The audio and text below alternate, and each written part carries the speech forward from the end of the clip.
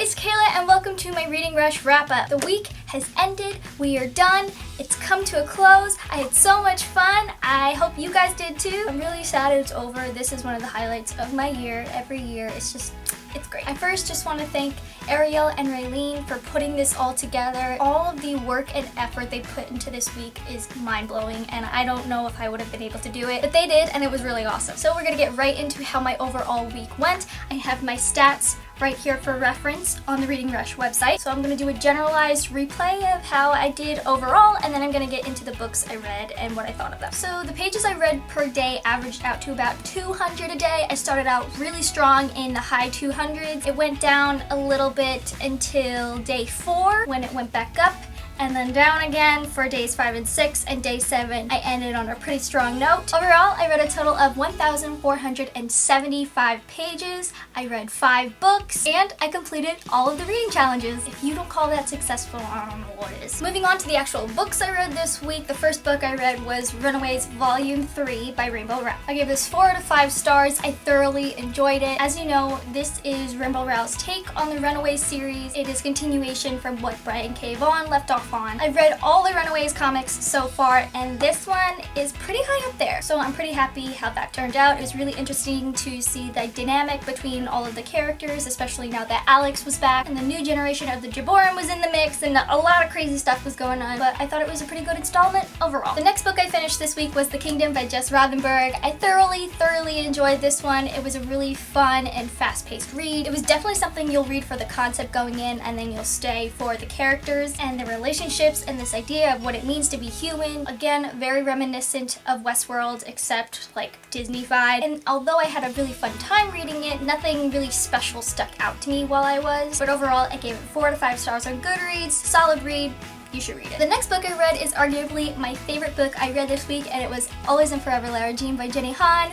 I love this book so much. It was the last book in the To All the Boys I Loved Before trilogy. I give it 5 out of 5 stars on Goodreads, of course. Jenny Han has this way of making you feel so light and fluffy and wonderful, like a baked good that Lara Jean makes, specifically in her search for the perfect chocolate chip cookie. I think it was a really satisfying end for the series to come to a close, and I'm glad that Jenny didn't stop with the second book. Although I will always be a really big John Ambrose McLaren fan, I was happy with how Lara Jean and Peter turned out in the book. And although it was a little open-ended where their relationship will go, that is like we move on, we continue going through this life without knowing where the ending is going to be and just hoping for the best. So that's what I'm gonna do for these people right here. After that, I read The Princess Bride by William Goldman. Of course, William Goldman's book was an adaptation of the original story by S. Morgenstern. I love the movie The Princess Bride so much, so I was really happy to read this. I'd never read the book before, so going into it, it was nice to find quotes word for word from the movie in the book, or technically it's like from the book to the movie. There were some nice details here and there that I enjoyed reading, but